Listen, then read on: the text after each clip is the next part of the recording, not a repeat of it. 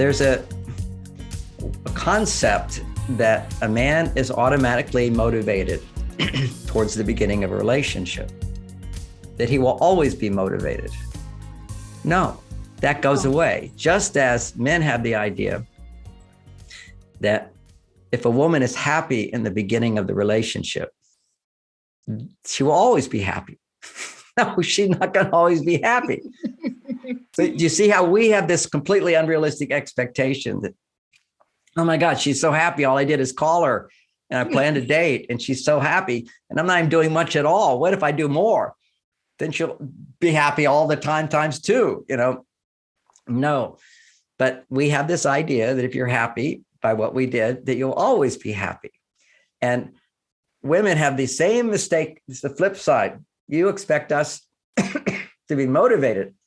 He's so motivated. He's so into me. Well, he's not going to always be that way. You have to do things to keep him motivated. Okay. And what do? You look at, how do I react to what he does? What's my reaction to what he does? If I'm a pot of gold, he's going to stay motivated. He'll come back, but he will get close. And then this whole hormonal thing that's going on inside of him, when he gets close, his estrogen goes up. He feels good. He feels love. He feels closeness and whatever, but his testosterone levels will go down and he'll need to back off to rebuild his testosterone. Now, part of why it happens for men is, we've all been in relationships where we broke up with a woman and she'll say something to us like, but you said you love me. Yeah, exactly.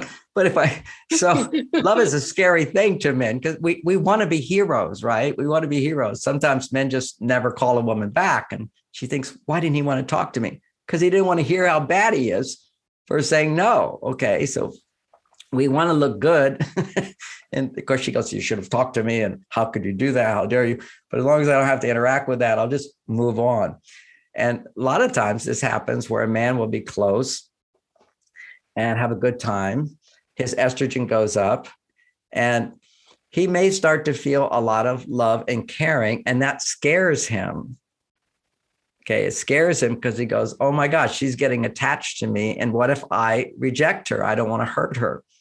Mm-hmm. So the irony, as soon as he becomes scared that I don't want to hurt her because she's getting attached to me, and I don't know yet that she's the one for me, that attachment she has, that scares him. So whenever a man is scared, that means his testosterone levels drop. When his testosterone levels drop, there's an automatic reaction in his body to find a rebound, to find testosterone again. And that's by pulling away. So we don't know what's going on. It's like you get a cut on your arm, your body just goes into a healing reaction. Okay, we don't control these things. He just suddenly just shuts down and pulls away, and you panic and you go, what happened? What happened? Well, maybe everything is fine. Give him time to pull away, and you send him little notes. You need reassurance. I know that. So the reassurance you do is by doing what you know would save the relationship at that point. Don't call him up and say, why didn't you call? Or what's happening? Your feelings aren't the same. You used to be so into me. You're not motivated. What happened? And he's like, I'm in court over just these reactions that have happened inside. So you want to give him time to come back and miss you, want to be with you or whatever. So what is it that men are drawn to in a woman? It's a happy woman. So you'd send in little FYIs for info only, and you send a little note and you say, oh, just having coffee with my friend Carol, and the chocolate croissants are to die for. I love it. Boom. You see, you imagine 2 of these a week, okay, which would be, imagine he called you up and said, hey, what'd you do today?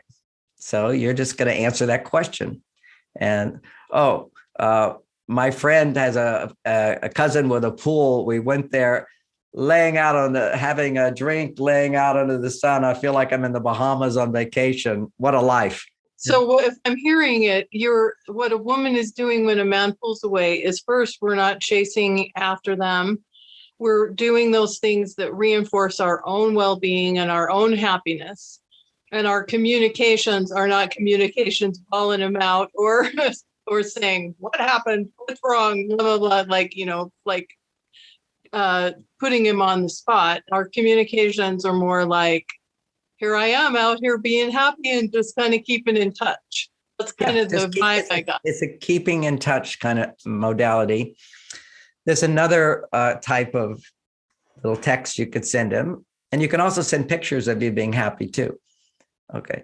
See, they're not needy. They're not, what you are is this independent, fulfilled woman who's in relationship to him. And he's not in trouble. He's not being punished. You're just letting him know, as if he called you up and said, how was your day? What's going on? How's your family? What are the kind of questions he would ask based upon your relationship? And you answer them. Real short, simple. But the key to it is I went to the store. I had croissants with my friend today. No, you have to put a little poetry into it that to die for. I had such a good time. Oh, it was a shopping heaven. I bought so many things. I can't believe myself. It's happy. It's positive.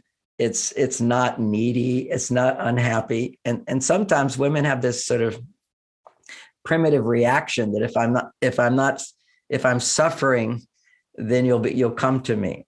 And there's reasons for that, because if your house is on fire, he'll come and save you. Okay. Right. But then he needs to have somebody who's really happy. He needs to feel I saved you. And that the whole concept here is give a man an opportunity to do something for you. Like my wife will stand at the car door waiting for me to open it when we're on a romantic date. She won't if we're just going about our daily, grind, so to speak.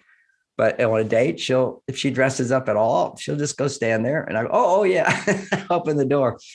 And men are confused about this. Some women take offense if you open the door for her. It's just very confusing for men today. So you can always say, if you want romantic relationships, say something along the lines of, well, I'm a bit of an old-fashioned person. I like to have a man pay the bill. I like to have you plan a date. It's really nice. I enjoy that very much. And stand your ground. You want to see, these romantic rituals are there for a reason. They're there to create little opportunities, like a woman dropping her handkerchief was simply to give a man an opportunity to do, oh, let me get your handkerchief. And now he's done something for you. There's a bond. Men bond by doing something for you.